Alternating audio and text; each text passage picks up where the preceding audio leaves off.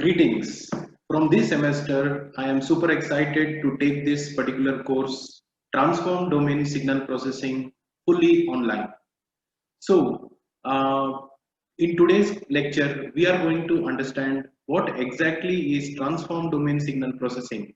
But prior to that, we'll have a few introduction and a brief introduction into what are signals, what is signal processing, why transform, what is a transform from a general point of view, all these things in a nutshell. So the overview of the course is that to make the common people understand and generate interest from them in this domain of transform domain signal processing. This particular course is useful to myriad applications, be it image, be it audio, be it video, you name it, there are transforms everywhere.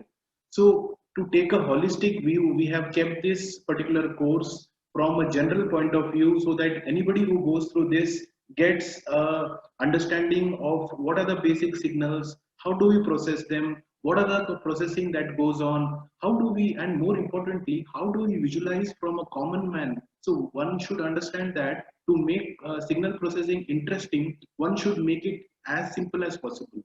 So the aim of the course would be in that direction, that suppose my daughter wants to see this particular course, can she understand it?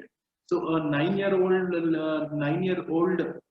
child, if that person could understand this, then I think that anybody could understand it. With that motivation, we are starting this course, and we have been uh, so we'll share the screen and we'll start with the particular course. So this has been at NIT Rourkela from several years. So from this time it has gone fully online. So starting with the course, this is what is the transform domain signal processing with applications. So here the main focus would be to give a holistic understanding for the course. So this is my details. Coming to the reference materials, there are basically two reference books. One is the book by Sanjeev K. Mitra, and the other is the book by Gonzalez. In addition to that, Robbie Polikar from Rowan University has interesting slides. So I have gone through those slides and they seem interesting. So there is one of my recommendations for anybody doing signal processing.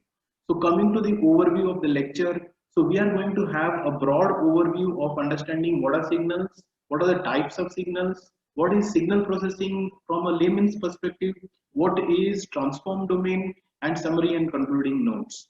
To quickly start into this interesting domain, let's come to understand what are signals. So as you could possibly see here, these are the simple signals from a layman's point of view that we would like to understand. Say the first particular signal says thumbs up. So what does thumbs up mean? Success. The next particular signal is in relation to what we are experiencing now, the COVID-19 related SOPs. So here you could see that wearing a mask, now measuring the temperature, having a namaste, these are the things which are signals.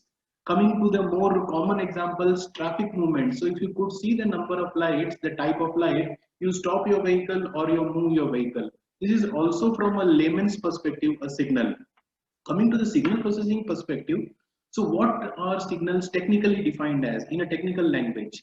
So signal is defined as any physical quantity that is represented as a function of independent variable, and that independent variable may be time, may be frequency, may be anything for that matter. So let's take few examples. Let's take the first graph, where on the left, extreme left, you could see that I have plotted time in hours and temperature in Celsius for a typical winter day in India. So if you could see, the temperature hovers between 10 degrees to 25 degrees, with 5 o'clock in the early morning being between 10 to 15. Slowly, gradually it increases. So we experience at around 9. And as we go ahead in the day, as the sun shines, expecting there is a sunshine, of course, you will have at one the peak, say around 20-24 degrees, then coming down in the evening at 5, it falls down to 7, to again 15 degrees. So here the independent variable is time, and the quantity, physical quantity being measured is temperature. So having similar example, the second example is it is basically meant for understanding this from a holistic point of view. So if you take my lecture class, say I started at morning 9 and I'm going to, it's a 1 hour class and I end at 10. So if I take a frequency, if I take a duration of 20 minutes intervals and I measure my interest of the students, so how many, what is the interest level of the entire class? So as I start, they are super excited to see me and I am giving examples and they are basically having high interest level.